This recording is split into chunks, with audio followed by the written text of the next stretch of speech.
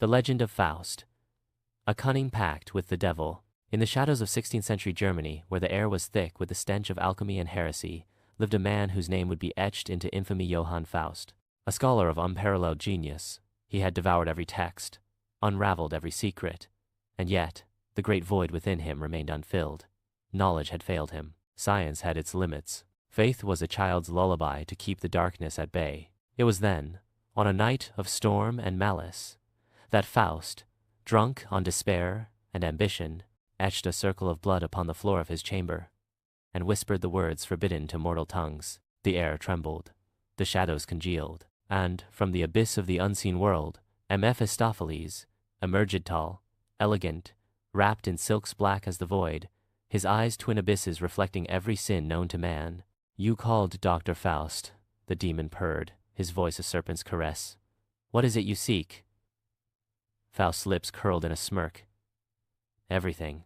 The contract was simply 24 years of limitless power, boundless pleasure, knowledge beyond human comprehension.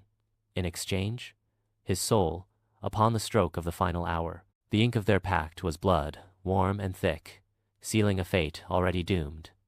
And so, the world bowed before Dr. Faust. He commanded kings, seduced virgins and vixens alike, danced with emperors, and played chess with death itself. He held the secrets of the stars in his palm and shattered the walls of time with a mere whisper. Yet, with every indulgence, every conquest, a whisper of doubt coiled around his mind.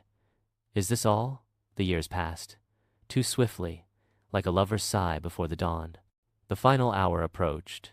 Faust, ever the trickster, schemed against his fate. He sought relics, incantations, loopholes in the grand machinery of hell itself. But Mephistopheles was no fool. The demon merely watched, amused, as the scholar scrambled against inevitability. On the eve of his last breath, Faust stood in his chamber, surrounded by the echoes of his own laughter and despair. The storm outside howled as if the heavens themselves mourned.